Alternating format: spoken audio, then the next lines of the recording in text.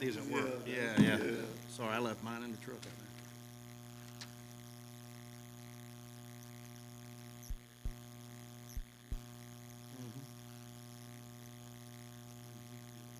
Yeah.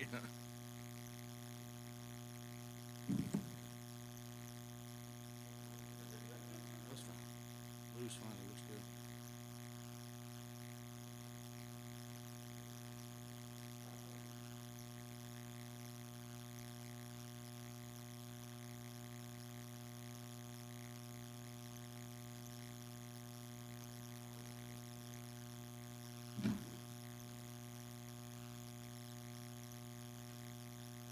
Let's see.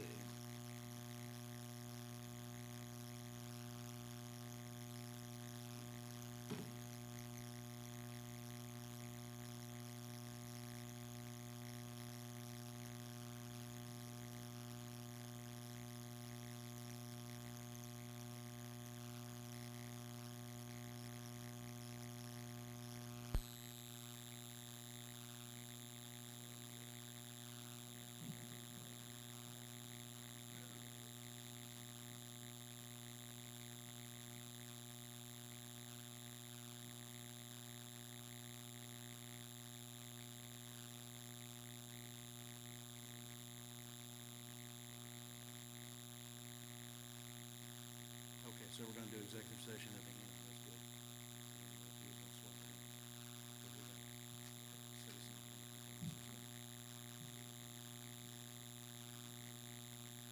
Yeah, I mean, that's what we talked about.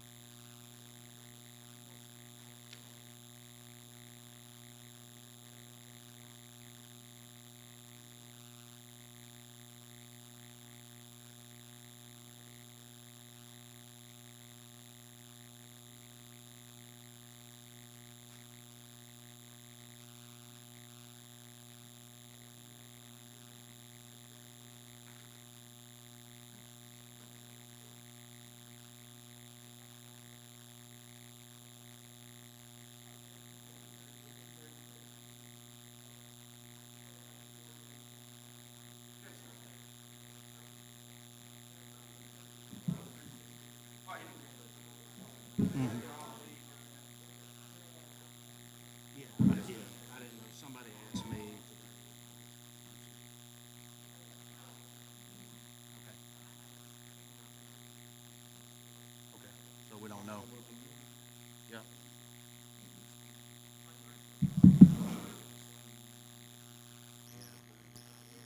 I got you. I got you. Okay, let's see. Hang on one second. Let me write that down. So, Blythewood soccer, okay? Okay.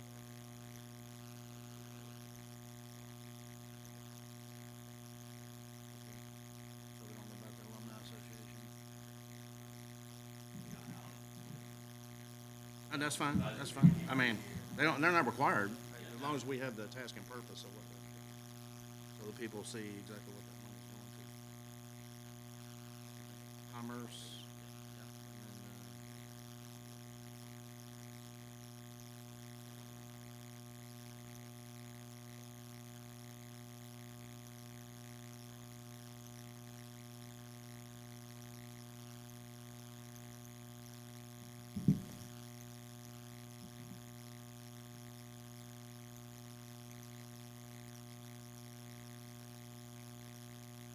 And then, you, ma'am.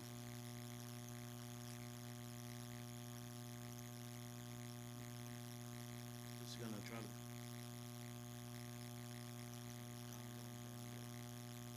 Try to be.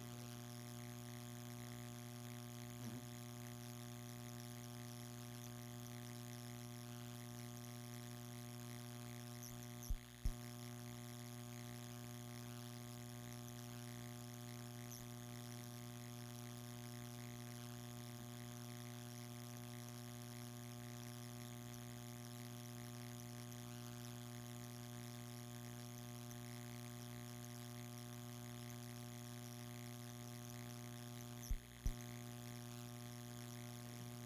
So if Larry's here, it's only four, so it's got to be three. I see what you're saying.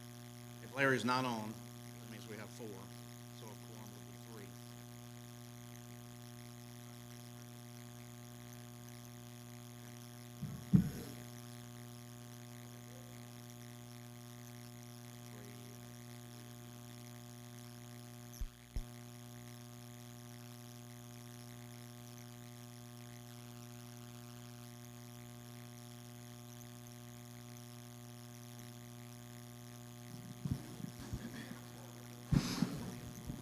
Well,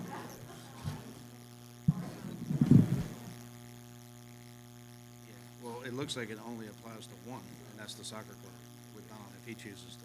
The rest of them, none of us have any conflict today.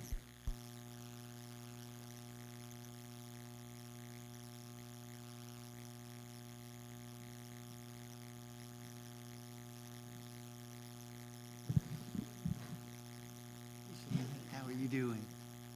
Thank you. Okay, you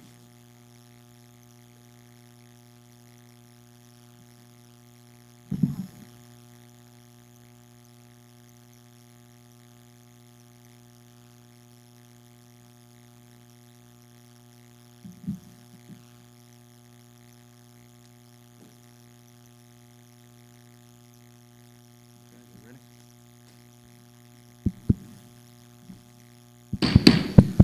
I'll call to order the Blythewood Town Council meeting, monthly meeting, Monday, July 26th. The time is now 7 p.m.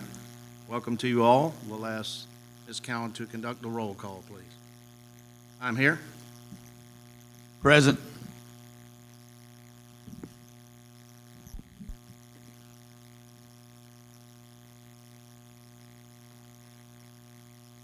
I'm here. Present. Okay. Of course, our thoughts and prayers are with our friend, colleague, and brother, Larry Griffin. As many of you know, he's attending to a family death, and that's why he is not here tonight. He's excused, of course. Ms. Cowan, was the notification and posting of the meeting agenda completed in accordance with state law? Thank you. Gentlemen, before you is the agenda for this evening. If you're satisfied, I'll be looking for a motion to approve the agenda. So move. Second. Been probably moved and seconded to approve tonight's agenda as presented. Any further discussion? All in favor signify by saying aye. Aye. Aye. All opposed? Okay. The ayes have it. The agenda's approved. Thank you. Mr. Mayor, I just want to interrupt Go ahead. real quick. Councilman Griffin is on. We just allowed him into the meeting. Okay, great. So let the record reflect that. Ms. Cowan, please. We do have a quorum. Please stand and join Councilman Eddie Ballman for the Pledge of Allegiance and the invocation tonight.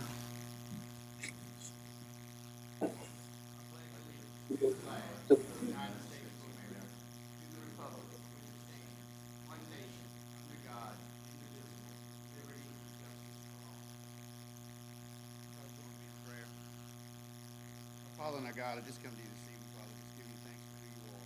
Father, I do thank you for the many blessings you bestow. Father, I ask your hand to be upon our brother Larry Griffin and his family. They mourn the loss of a loved one. Father, I pray for the family of Mike Norris Sr., as he passed away this past week. He's been a mainstay in this community. Father, I also just want to lift up the family of John Hartness, who is a member of the band that played here on the 3rd of July, as he lost his mother this past week. So, Father, those that are grieving, I just ask that your hand be upon them, that you bring mercy and grace into their lives.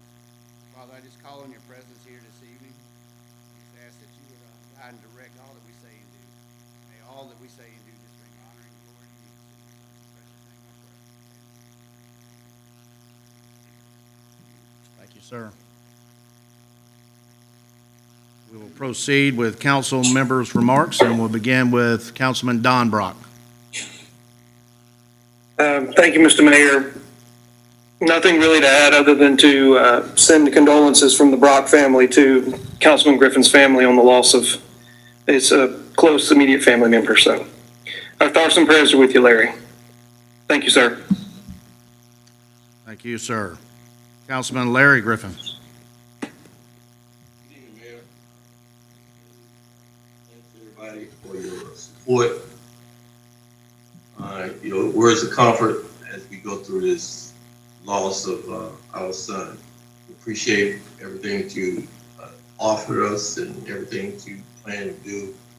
It's really pleasing and pleasant to know that we have people that really care. I want to thank you. I can't really see how many people there today, but I want to thank them for coming out to the council tonight and helping us right this wrong ship. Thank you very much, Mr. Mayor. Thank you, sir. Councilman Sloan Griffin.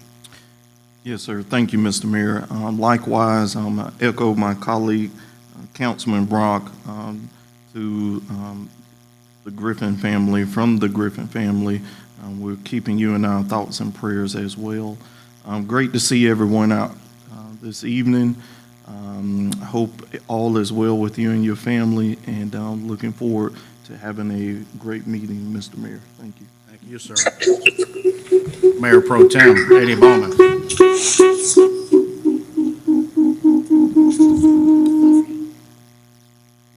Thank you, Mr. Mayor. I just have a few brief remarks. Just want to give a big hand to the town staff for our July the 3rd event that they hosted here in the park. Those staff, Steve and all his staff members, they worked very diligently and very hard just to put on a wonderful event that, you know, we had been lacking in this town for about 18 months. So through the COVID, you know, it was nice to see everybody out, listen to the music. The firework display was very nice, and all the vendors that were out. So it was an outstanding job by this town, and they do that every year, so for every event that we have. But I just think that they just need a big, you know, thank you for what they do. July 22nd, I attended the Downtown Merchants meeting over at Princess House of Pizza, and Rich McKendrick, our Planning Commission Chair, did an outstanding presentation of the comp plan rewrite and a lot of the demographics that are changing here. So it was fairly well attended. Rich and I talked about it. We'd like to see more of the downtown merchants get involved, but they all care about this town deeply. You know, they care about what goes on here, and I invited them all out here to our council meetings because they need to voice their opinion of what goes on here in this town.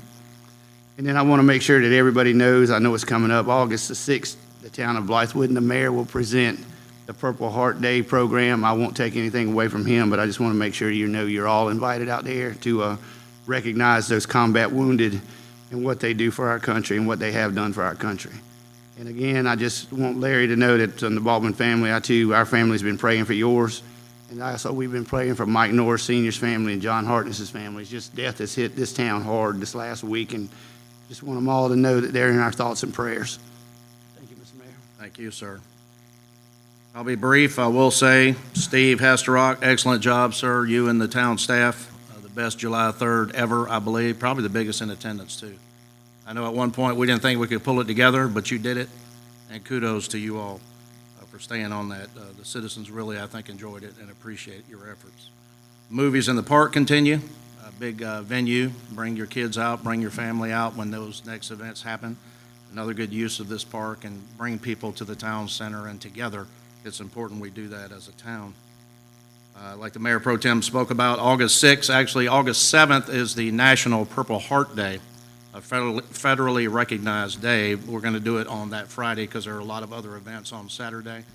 It'll be on at the steps of the Hoffman House, just like it was last year. We'll have some formerly awarded Purple Heart recipients there to be recognized and to make remarks. And I think it was a great event last year. Any opportunity to celebrate veterans, especially those who sacrifice so much for our freedoms, is a good day, and we should do that. I think that begins 6 p.m. Is that right, Mr. Williamson? On the steps of the new steps of the Hoffman House. I have two letters to share, piece of correspondence here. Good news, Mr. Keith Tolan, the Scoutmaster for Troop 110 with the Indian Waters Council, Boy Scouts of America.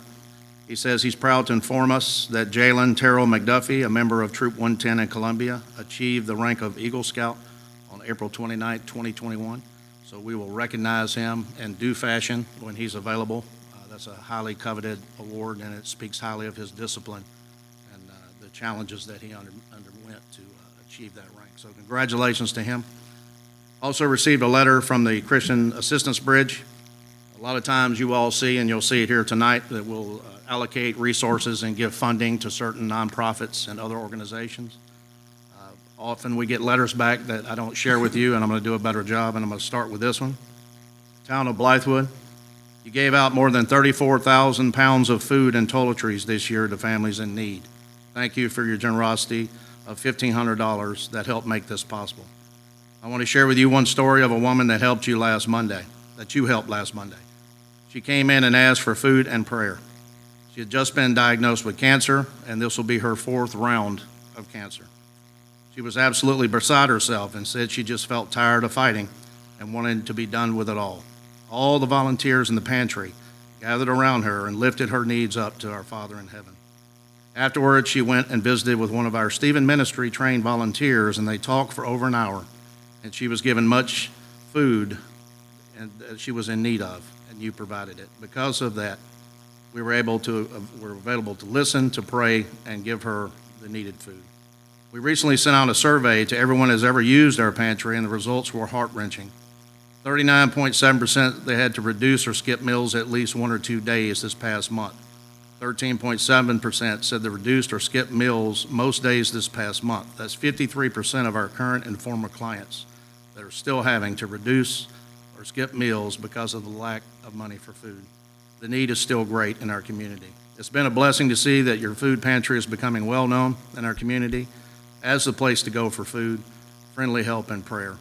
A sentiment that was made over and over again in the surveys was, the food amount is so appreciated, but it's the non-judgment of my condition that means the most. Thank you for your support and allowing us the opportunity to provide a loving place. If you have questions, please call us. Many blessings, Kate Williams, Executive Director.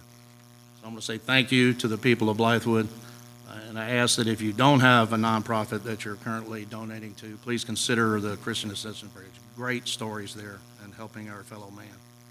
So with that, I'll conclude my minutes. Gentlemen, in your packets are minutes from the Town Council meeting of June 28, 2021, and the Town Council special call meeting of July 20th, 2021. And if you're satisfied with those minutes, I'll be looking for a motion to approve them. So move. Second.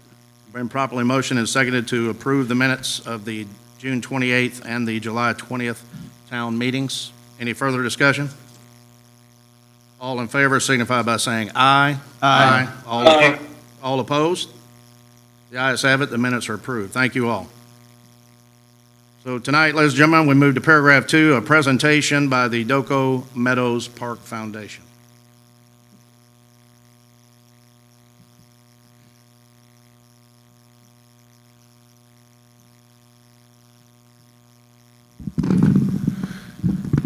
Good evening.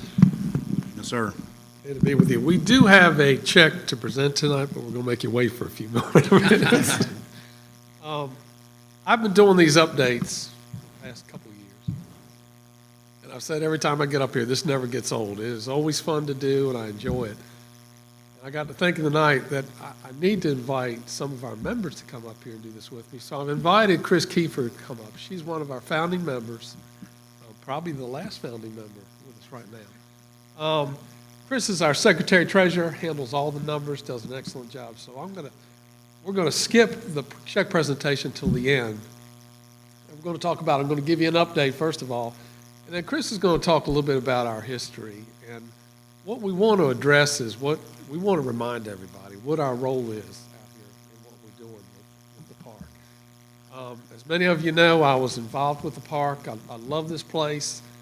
It does my heart good to see all these people out here. And 4th of July, just incredible. 3rd of July, just incredible. So I'm just glad we went forward with this thing. And we got a long way to go. We're not anywhere near. I brought in tonight as a prop the plans that we bid for this place. And we probably bid 6 or 8 projects all as part of this complex. Probably over $12 million in construction. And there was a lot of doom and gloom at the time and talking around town, but I think everybody sees that that's been dispelled. The park's doing well. The manor does great. I think Steve Hasтерrock does an excellent job with this. It's just fantastic. I enjoy being in this role that we play here, and we're looking forward to doing some more. With that, I'm going to update you real quick, and then I'm going to turn it over to Chris for a little bit, and then we're going to finish up. I wanted to update you on the Farmers Market Pavilion. That is the project that we're focusing on now. We still are talking to smaller donors about the auxiliary buildings that go along with the amphitheater, that in due time have their place. Ticket booth, concession stands, restrooms, storage, those sorts of things. Perimeter fencing. Those are smaller numbers compared to farmer's market. That farmer's market on bid day was just over $750,000, and that was in 2012. So by now, it's well over $1 million for that same project, that same process, same building. But it would be a great addition to the park if we could pull this off. So we're not there yet. We have worked up a lot of options and variables to try to attract some folks. There were some doors open as recent as today. Who knows? I look forward. I'm sure Chris looks forward to coming back here and being able to announce when we finally have somebody online. With that, I'm going to turn it over to Chris and let her go through some of the numbers of where we are. And then I'll close it out a little bit with the projects that are left to pursue, along with the check presentation. All right, thank you for the time here tonight. As some of you may remember, the Park Foundation was founded in 2015. It kind of morphed out of the Park Committee that was an ad hoc mayor's committee. Some of the folks from that committee rolled over onto the Park Foundation. Our first big chore was to get 501c classification from the IRS, which we did get in November of 2016. So it took a few months to do our bylaws and get everything in place. So we've been a 501c3 for almost 5 years now, so and it certainly has helped with the fundraising. Jim McLean served as the first president. I guess I'm the last remaining founding member, but we've had a great board, number of folks coming on and off the board over time. Mr. McLean, Buddy Price, Martha Crawford. Now we have her son Kevin on our board. Sutton Shaw, Ken Baldwin, Neil McLean, Beverly Frost, among others. So we have it's a functioning board, but a little bit smaller than we originally started out with, which is fine because until we have another fundraising goal, like the farmers market, we've kind of been in a little lull until we have another big project to raise funds for. Our purpose sometimes I think gets lost in the mix, but the bylaws say that the purpose of our organization is to secure and distribute contributions from individuals, states, government, corporations, foundations, and any other source for the benefit of the community of Blythewood for any project here in the park. So again, we are the fundraising arm for whatever y'all would like to see and whatever the residents would like to see here in the park.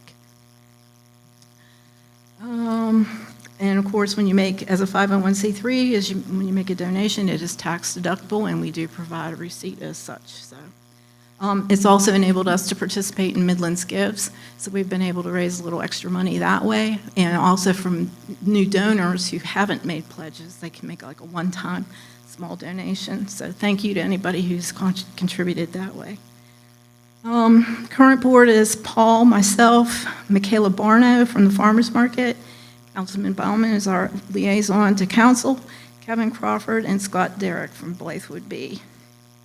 I think I covered everything. Yep, all right.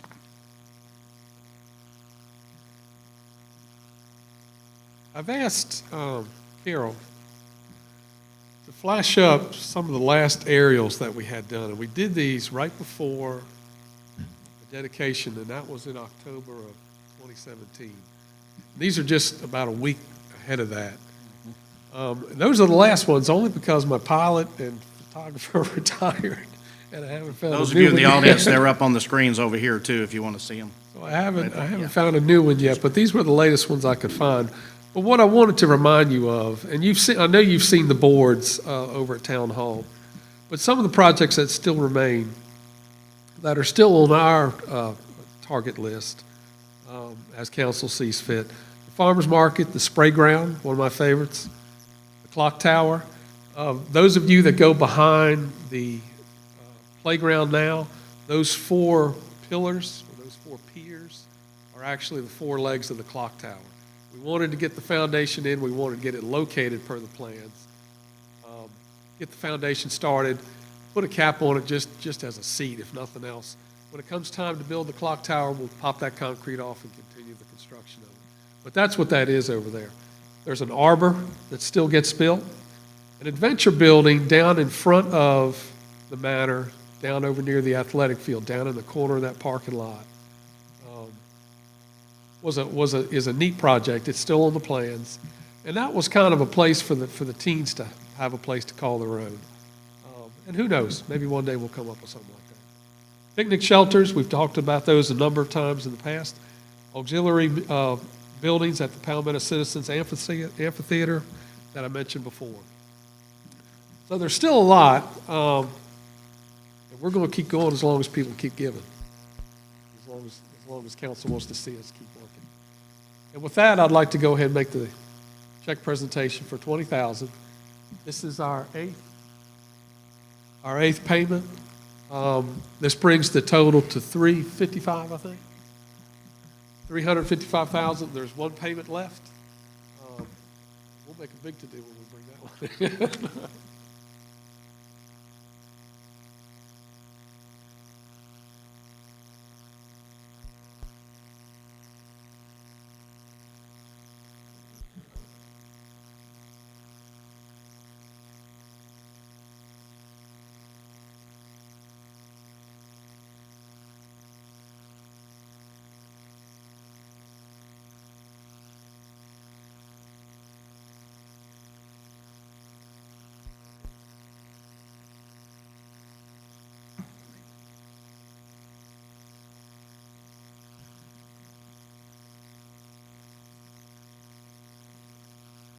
Thank you, Paul, for you and all the board members. Of course, we cannot do any of this without active citizens such as yourselves. It takes time. You're working for a nonprofit type organization. Your time is money, and you're donating it to the town, and we really, really sincerely appreciate what you're doing out here. All right, moving to tonight's action items. Paragraph 3, citizen testimony regarding action items. As items are presented, if you wish to speak, just let us know, and we'll certainly hear your opinion. Part A tonight, discussion and approval of funding for specific outside agencies. Camp Discovery, Blythewood Soccer Club, Bethel Hanbury Athletic Alumni Association, Greater Blythewood Chamber of Commerce, and the Big Red Barn Retreat. Mr. Williamson. Thank you, Mr. Mayor. So this is a follow-up to our budget work session and approval of the budget where we approved a single line item for all outside agency requests with the intent of coming back to council for individual approvals based on what was discussed of the fund amount that was discussed in the work session. So since the budget was approved, I've contacted all that were on the list and I'm waiting to hear back for a few, but some have provided all their organizational information, which we requested, as well as what they intend to use the money for. So those who have responded, I have on the agenda for tonight and hopefully have the remainder on the next agenda. So I think it'd probably be easiest for you if you refer to the page in your agenda that has the specific amounts for each of the agencies that are listed on the agenda. And so you're familiar with what's been discussed to be allocated as well as what they intend to use it for.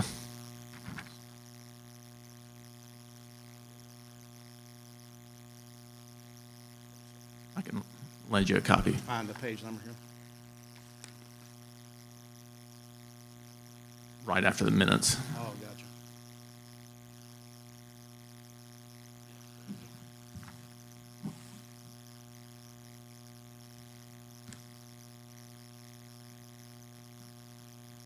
Okay, council members, you see the budgeted amounts there. The total amount budgeted for outside agency requests for the citizens present tonight and online, if you didn't know, $37,500 annually that we have requests for that we give. This is not necessarily affiliated with H-Tax and A-Tax. These are grants that we give to organizations that ask for them and have a direct relationship to the town of Blythewood. So tonight, we're looking, the Greater Blythewood Chamber of Commerce, $5,000 for Elite Partner, which we've done for many, many years. Big Red Barn Retreat, $1,000 used to support free services to veterans, active duty, and first responders, and the Warrior Path Program. The Blythewood Soccer Club, $1,000. They use our field out here, the Doco field, to offer a scholarship to any player that can't afford to play, to pay the fee that is required for uniforms and cleats and balls and such. Camp Discovery, $1,500 used to serve youth and families in our community with the NASA Globe Field Studies, community events, and summer camp programming. And the Bethel-Hanbury Athletic Association, $6,000 request used to revitalize our Bethel-Hanbury Historic Gym, seek information instruction on setting up a foundation and help with providing future scholarships. This may be the organization that takes over the management of the gymnasium in the future as a civic center for the town of Blythewood. Comments, council members? No, sir. None from me. Now, okay, I did have advice from our town attorney today that the board at large can vote to ask to designate that a certain council member does not have a conflict of interest. We can either do that, or we can just do them one at a time. The only conflict that we may have tonight, and it may not even be a conflict, is the, because we're all associated with all of these organizations, but the Blythewood Soccer Club, Councilman Brock's children play in that organization. I do not see that as a conflict. He still pays his fee. He's not going to be a recipient of a scholarship. But it will be left up to Councilman Brock, or we can vote to say he does not have a conflict. Go ahead. I'll be willing to make a motion Okay. to say that there is no conflict with Councilman Brock's children playing. Okay. I'll second It's that. been probably motion seconded that there are no conflicts in this appropriation. Any further discussion? All in favor signify by saying aye. Aye. All opposed? The ayes have it. Now that clears any ethical issue. So now, before you, council members, is the first grant. Mr. Mayor, Yes, Councilman Brock. I'd like to make a motion to approve all via unanimous consent.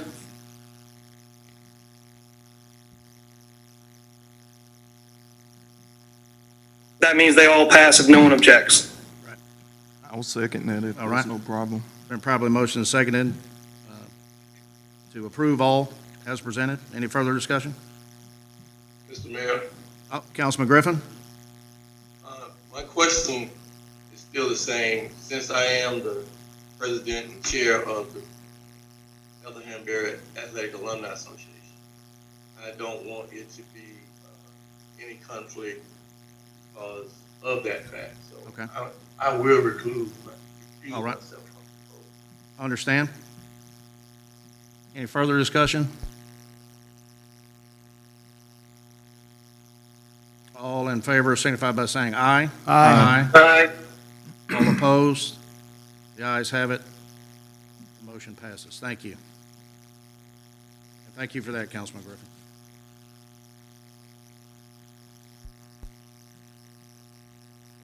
Now we'll move tonight, Part B. This is the second reading. Discussion and approval of ordinance 2021.008 to amend Chapter 93 of the Code of Ordinances titled Regulations for Conduct of Persons and Uses of Facilities and Grounds Within the Manor at Doco Meadows and Doco Meadows Park. Mr. Williamson. Thank you, Mr. Mayor. So this is the second reading, and the only change we made after the discussion during the first reading and recommended by council was to remove the language about, so restrictive on ages, and then we did add a small section on the next line that just said the playground is for appropriate ages and with adult supervision, which was already in there. So that is the only change from the first reading. Councilman. Thank you for making that change. Yeah, thank you. If there's no objection, I'll make a motion to approve as is. I'll second it. Probably motion is seconded to approve the ordinance 2021.008 to amend Chapter 93 of the Code of Ordinances. Any further discussion? All in favor signify by saying aye. Aye. Aye. All opposed? The ayes have it. The motion passes. Thank you. Now we move to Part C this evening. First reading, discussion and approval of ordinance 2021.009 to amend Section 10.99 of the Code of Ordinances titled Penalty. Mr. Williamson. Thank you, Mr. Mayor. Ms. Burnett, the town attorney, had requested this amendment to this section of the ordinance to give the town some flexibility and because of the rigidness of the penalty that's currently in the ordinance. And actually, I'll turn it over to her to elaborate on exactly what the intent is. Ms. Burnett. Okay. Am I on? Okay, I am. Basically, we had, as Mr. Hastrock, all of us can tell you, things happening in the park that we don't want to see happen. And we wanted, especially if there were youth, to be able to have some flexibility in what the punishment and penalties would be. But even if it's an adult and it's something a little more major, we wanted to be able to say that they would have to pay a restitution, but also that as part of that restitution, it could be that they did community service or whatever else we felt was appropriate at that time, whether it's they come back and help fix whatever it was they tore down. So restitution could then include paying back the town the value of whatever it was, but it also include them coming out and having to help rectify the situation that they created. It's something we were kind of doing before anyway. This just made it, put it in our ordinance that this is how we want to go forward. Councilmember comments? Question, Mr. Griffin, Mayor. please. So, Ms. Burnett, have we had any success with, our normal practice, our way of practice with penalties in the park? I know we've done a whole lot of community service. Can you talk a little bit about that process and how, is that working or is it not working?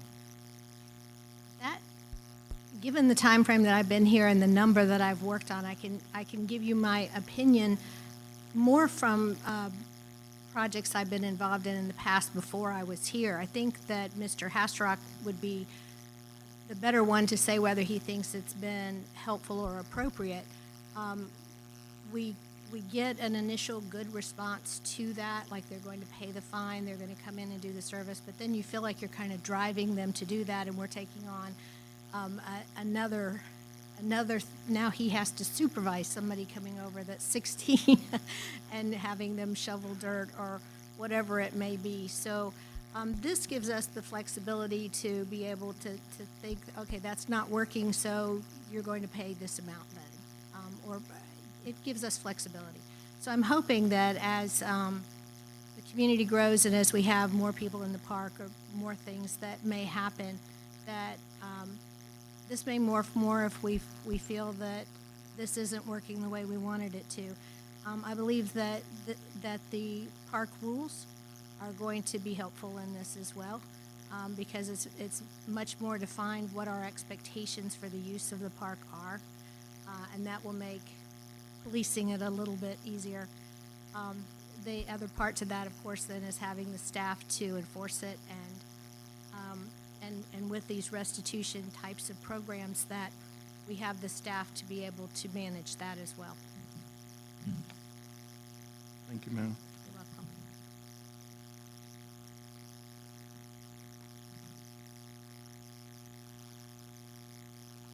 welcome. If there's no objection, I make a move to approve first reading. Second. Okay, it's been probably motioned and seconded to approve the first reading of ordinance 2021.009 to amend section 1099 of the Code of Ordinances. Any further discussion? All in favor signify by saying aye. Aye. Aye. All opposed? The ayes have it. First reading passes. Moving to Part D this evening, discussion and approval of the purchase of Christmas decorations. Mr. Williamson. Thank you, Mr. Mayor. So this was in the budget to purchase some more Christmas decorations based on how successful it was in 2020. And I just bring it to you again because in the midst of all the budget, I'm not sure how many of you actually had the opportunity to look to see what we're actually doing, because I think it'll be a significant increase in a tourism benefit to draw, to attract folks to the town, because we'll have decorations on both the entrances to the town from I-77, as well as more at Town Hall. And so it's just bring it to y'all for approval to move forward, because they're looking to get the contract signed in the next couple of weeks. And I will add that citizen Mr. Don Russo of Freeway Music here brought an idea before us at Town Hall to operate a light show festival / competition like they do in Saluda Shoals, if you're familiar with that, where the townspeople can drive through all the way around Ovina, Haygood, go back out, maybe have a little box, you can vote, have a little fun competition, have corporations come and set up large displays, have private citizens, families do smaller ones. So we're going to start talking about this over the next few months. If you're interested in being on that little ad hoc committee, call Town Hall. We'll get you up here and get your ideas on how we can do it. Just something else for our citizens to do, to come out and see Town Hall and all the beautiful light displays around the town. So I'm looking forward to that. Okay, with that, council members, any comments? I'd just like to say, I think the committee's done a wonderful job the last few years putting together a proposal, and finding the best prices on some of these holiday decorations, because they can get quite expensive, but I want to give them a hand. I think they've done a wonderful job pricing this out.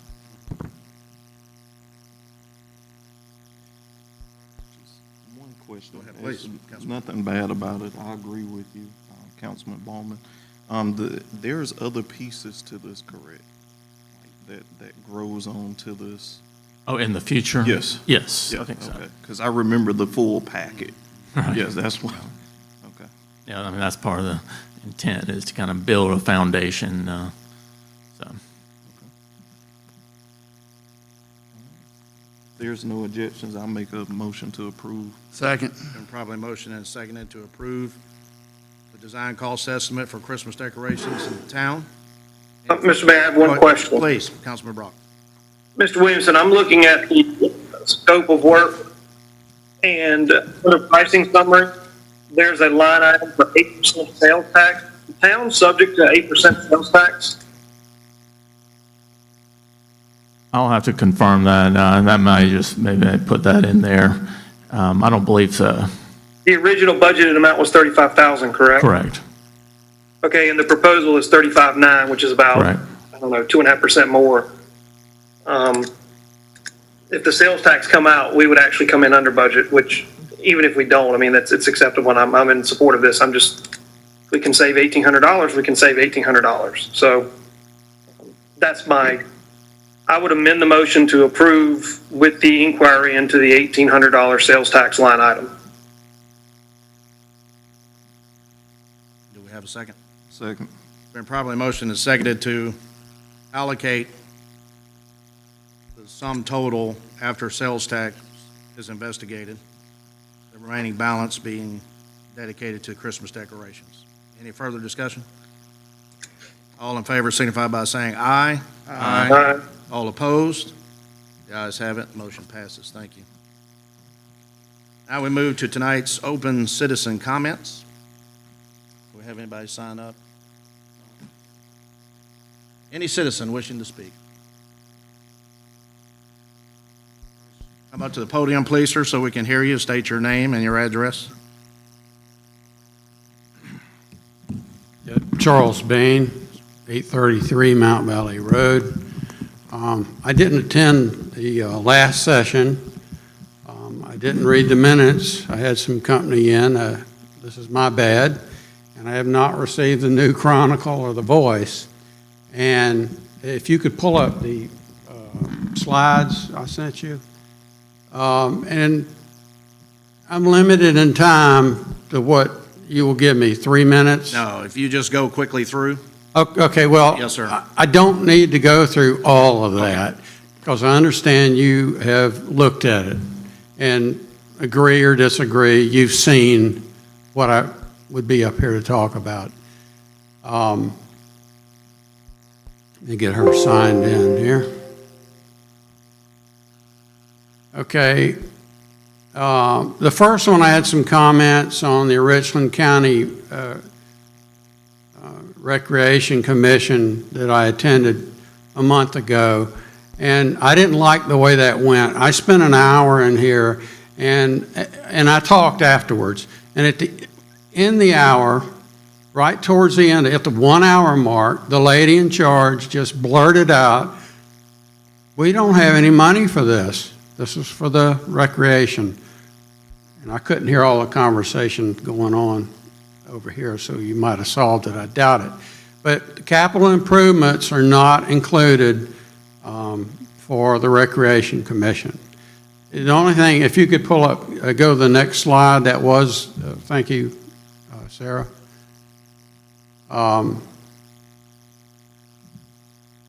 Can we, number 6, can we get Blythewood to sell this property down here that's on Boney and go put that money towards Kelly Mill?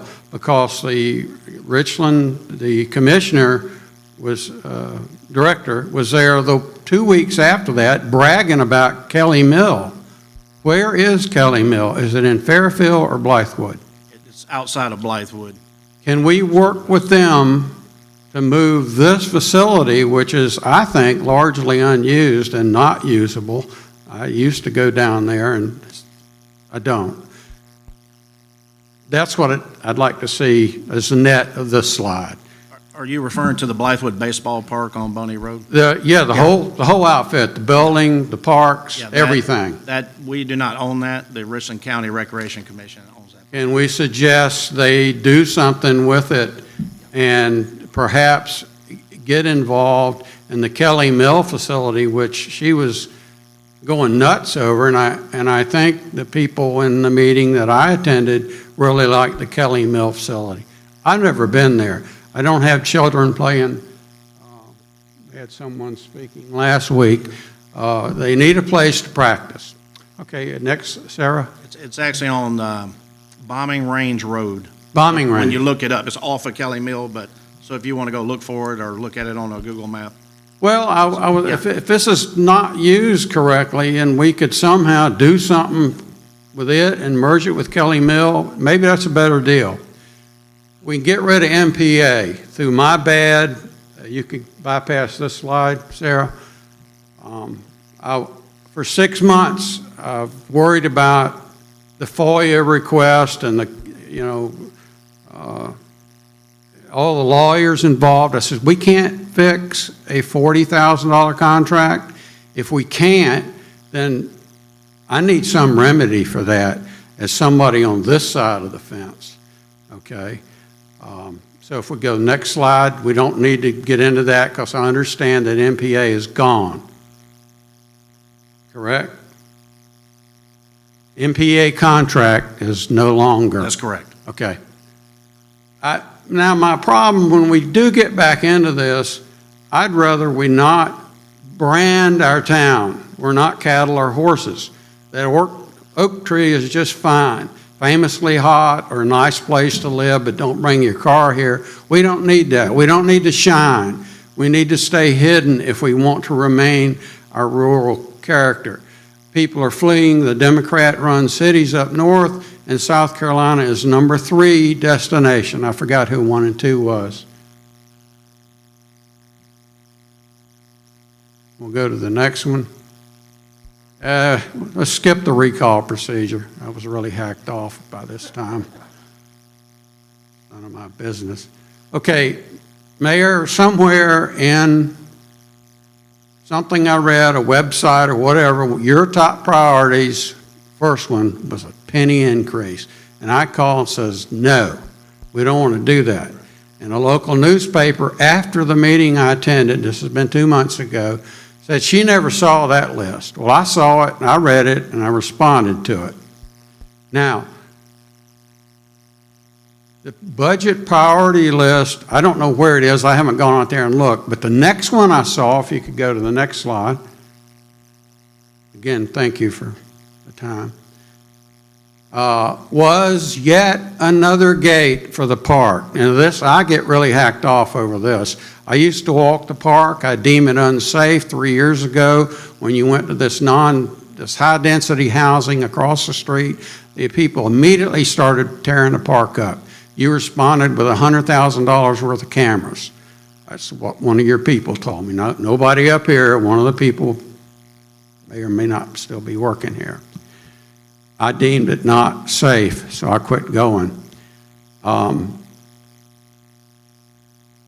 Why can't we hire 2 Pinkertons and quit spending money in this hole and hire 2 Pinkertons or 1 at $15 an hour and have them patrol the park? Okay, you can go on the next slide. Point made. Okay. I think a fencing across I-77 is absolutely insane. If I'm hacking somebody off, I'm telling you what I think. We can use that money to pay down the mortgage on this manor, or use it, that's where I got hung up with the MPA, or pay SCDOT to put Blythewood as a town out on 77. Right now, we're Wilson Boulevard and Blythewood Road. Where's Blythewood? Okay, Sarah? Thank you. I'm getting close. Now, I think the feds in Richland County, I don't want them to turn this place into a crime-ridden inner city. Okay, I understand that if we don't do what they want, they withhold something called block grants. Now, I may not understand this correctly, but I think that is blackmail if that's what they're doing, okay? And if that's what's happening. I'd rather, with this high-density housing situation, not see what happened to Doco happen to McNulty Street or somewhere close by. Next.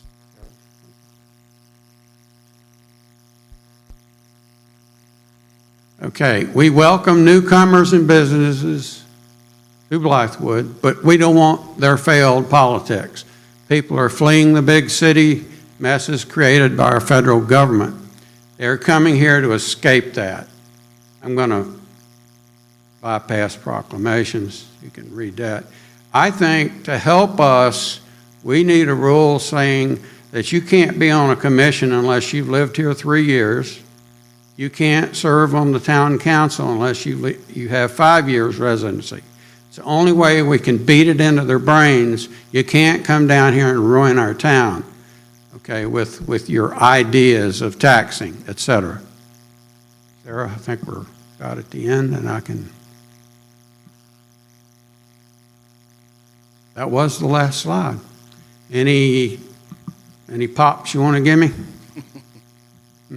First of all, I want to congratulate you. Anybody who takes the time to put together a slideshow to come before council takes it seriously. You're welcome. Yes, and I don't take any exception to anything you had. I just want to clarify 3 points. Thank you. You're referring to this penny tax. When we did a strategic planning session in town, and we had all the citizens come who wanted to come, planning commission was here, we identified one of the weaknesses as our budget. Our revenue is one weakness. So a way to get around that is to establish a millage on property tax within the town, which we don't want to do, or at least I'll speak for myself. I don't want to do that.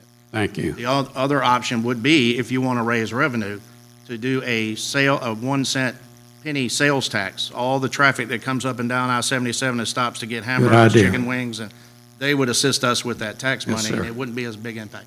That's probably where you saw that. That came out in the local newspapers, and it was on the front page. Yeah, And it might have been listed first, but if you look at it, go back and look at it, I think it says these are not in any priority. These are just ideas that we put out there to begin a dialogue. my bad. So, yeah. Fencing across the bridge, that's a safety requirement. So if you're riding a bicycle or you're jogging, I don't know if you look out there when you drive over it, the wall's only yay high. And if a car was to run a bicyclist into that wall, that individual could fall over. That's why there's a requirement to put that. I- SCDOT has already said they will do it, for, I believe it's $30,000 for a cyclone fence, like a cheap fence you see dogs pinned up in. We don't want that. We want a wrought iron nice that matches the motif of what we have in this town and make it like a dark metal, I forget the architectural description of it, but like Okay. a wrought iron fence. Okay. And so we're looking at doing that. I think it came in astronomical, like $354,000. 150. Yeah, so we don't, I mean, we're still looking because that's just too much to pay for that, we believe. But we're still want to do that for safety purposes only. Okay, Yeah. now, as you go over the bridge towards Food Line, the area where you can walk on either side, pavement stops and it goes nowhere. It ends up in Larry Sharp property. And you can't get anywhere on a bicycle. So I'm a little confused. I understand what you're saying about, yeah, this is not quite right, but I do disagree with that. I've seen 3 people on that bridge in 5 years, so I'll leave it at that. That's my response. Yeah, you're right. And we also have the road widening project, which is coming from SCDOT, if you've read about that. That's going to widen the road and it's going to take care of those sidewalks you're looking All at. right, So, well, short of talking about the infamous traffic circle, I give up. but yeah, that's a whole nother, you didn't have it on your slide, so I'm not going to address it. Okay. And lastly, block grants. It's really a federal to state level, but for instance, the ARP funding, the $2 million that Blythewood's supposed, $1.55 million that Blythewood's supposed to get, is being held by our state legislature. I believe that's what you're referring to. That's kind of the only impact. Correct. Yeah, so we're waiting that. Association of Mayors has been writing letters. They're taking this up to say, the federal government wanted us to have it. Why is the state government trying to dictate the terms of it? That's where we stand now on that. Thank you. Yes, sir. Thank you for your time. Thank you, sir. Any comments from the council? Sir. Or Mr. Brock out there, where'd you go? I'm here, Mr. Bain. Okay, just checking. Thank you for keeping me awake, sir. All right. See you later. Take care. Thank you, sir. Any other open citizen, any comments from any citizens? Bailey, how are you, sir? Well, just a question. Who's going to enforce these penalties? You have a zoning administrator that does that? You know, the ordinance that you all just amended, turned into a lollipop. Who's going to do the lollipop? Who's going to enforce that? Once the gate, you see the gate that's being built right there by the Nice freeway? touch. Okay, we're I like also it. doing a fence, an Eagle Scout project is coming to do. We're going to buy the materials. They're going to provide the labor. It's going to go down the farmer's market field and up all the way to the playground, so there can be no vehicle access. But let's say there is. These $100,000 cameras that people bought will see these tags, and then they will be reported. And now you're in violation of an ordinance by being in after a set time period. But unless you have a barrier and a ordinance in place to enforce it, you can't do it. So it pretty much will be self-reporting. The vehicle, if we don't see, let's say it happens late at night, we're all in the bed. It's going to be on camera, like all these vehicles are always on camera, we catch them. But right now, they're not in violation of anything. Unless they're doing damage, then they're physically, causing damage. And miscreants are in here tearing up our fields. And so this was the first step. There have been calls to hire a police force in the town of Blythewood. Millions of dollars, as you probably know. That's true. Pensions, insurance. It's just not doable with the revenue source that we have right now in Blythewood. You're absolutely We right. did debate a security firm to come out, like Mr. Bain just talked about, but that didn't gain any traction in the council. So right now, we said, let's do a fence first. Let's do a stiffer ordinance that we can hold people accountable to. And if that fails, then we'll have to go to a physical presence, like a security force, or pay an off-duty deputy sheriff to come out. And we've all discussed them. So incremental steps. Now, the other thing I wanted to address was the MPA contract, or that negotiation. You know, from my perspective, in another life, I was the mayor, and what occurred is that the town administrator would put that out for a bid, and then the town administrator would, in fact, recommend the top three to me as the mayor, and then I made that decision. So I didn't understand why you decided to bring it before the whole council. As clearly, you're the CEO of the town, and all of those employees work for you, and you decide exactly what, in terms of what they're supposed to do. And I couldn't understand that rationale. Maybe, the form of government we have is strong mayor, weak council. And I just didn't understand why you brought that to them, as opposed to you executing. I would just say, the difference in your administration and mine is transparency. No, that's And not I right. wanted the council to have a say. I knew it was controversial because some council members are adamantly opposed to the Blythewood Chamber of Commerce. So I wanted it to be debated wholly in public. Transparency, let's talk about that then. Okay, so one of the things, and I heard you had some consternation about getting back to the press, so to speak. And so one of the things I did to alleviate in terms of transparency, I ensured that at that point, Ms. Ball, she had my cell phone, she had my house phone, she had my work phone, and we even had a concerned citizens line.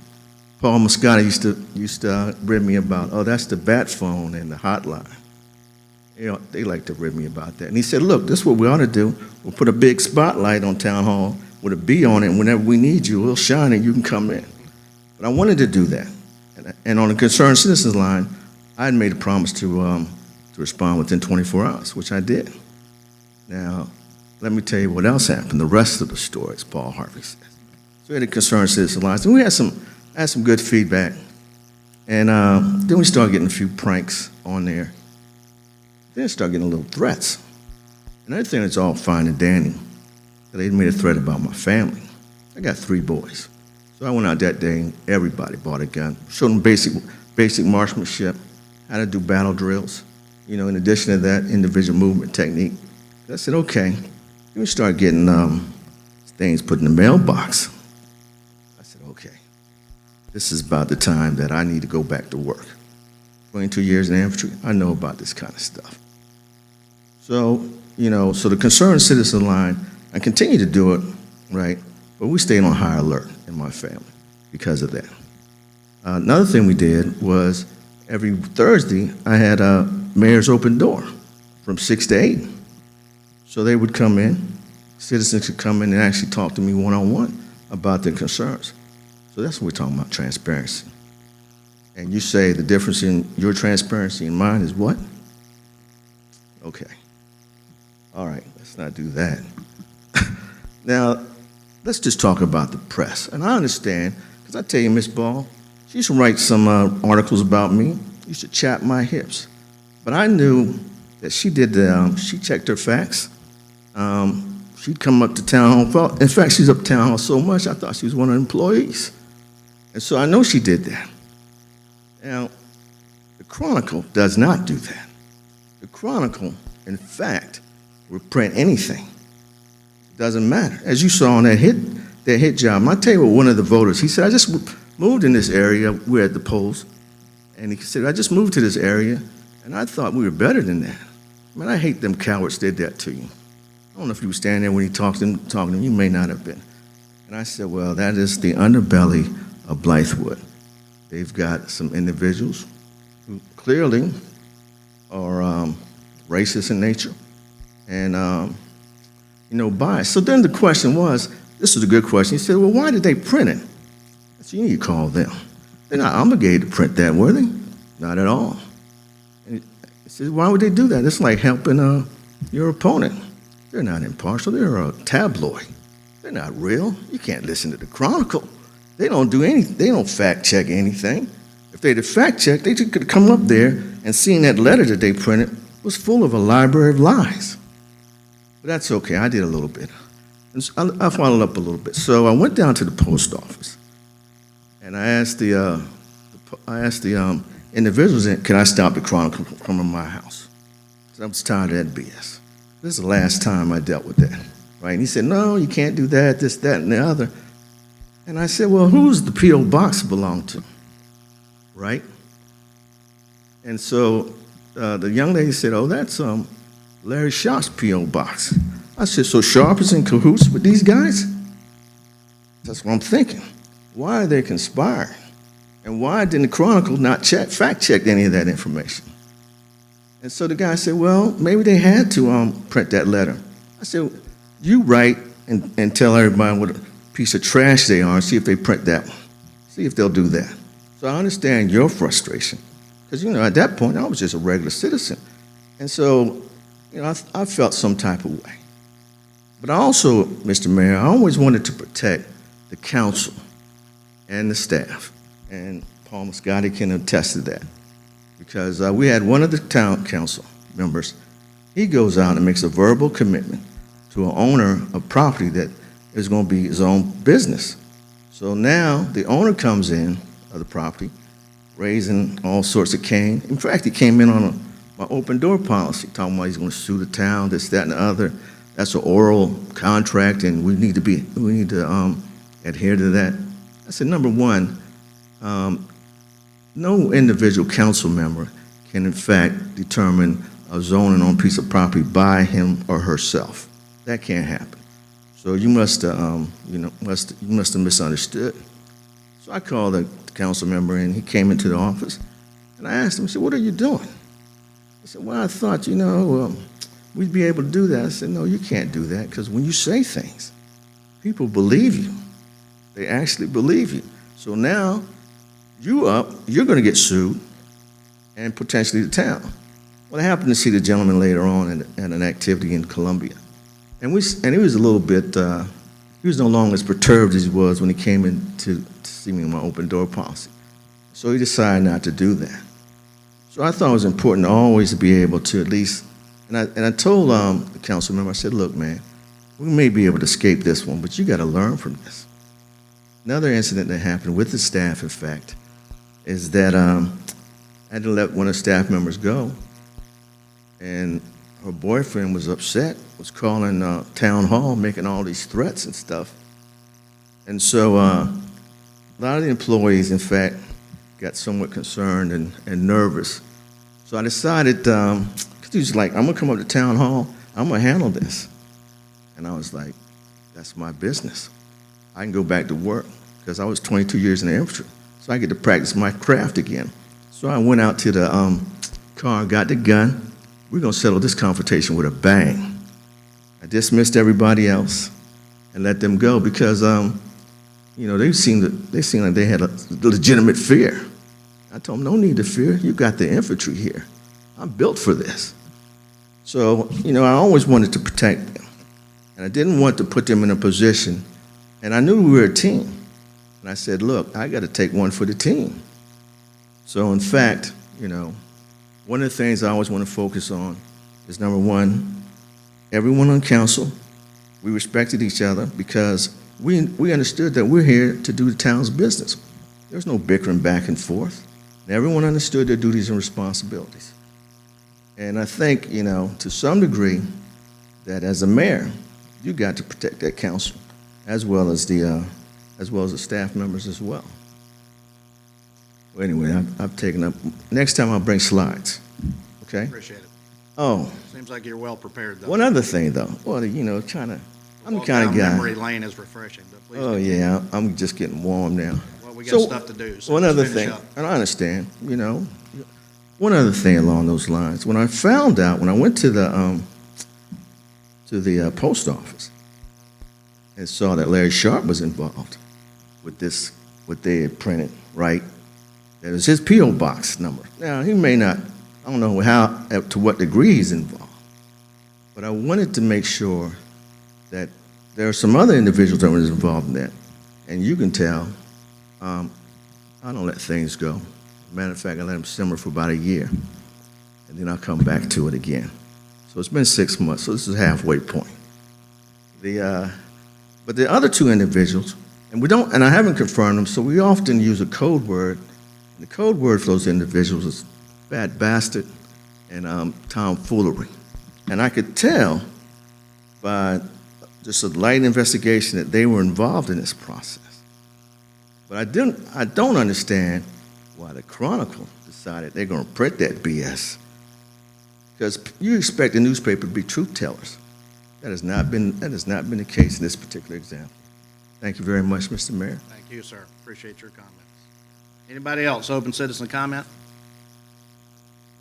Okay, we'll move into executive session now for receipt of legal advice relating to claims and potential claims by and against the town and other matters covered by attorney-client privilege, as well as discussion of employment, compensation, promotion, demotion, discipline, or release of an employee.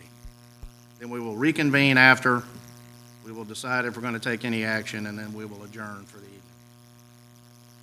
So move. Second. It's been probably motion seconded to move into executive session. Any further discussion?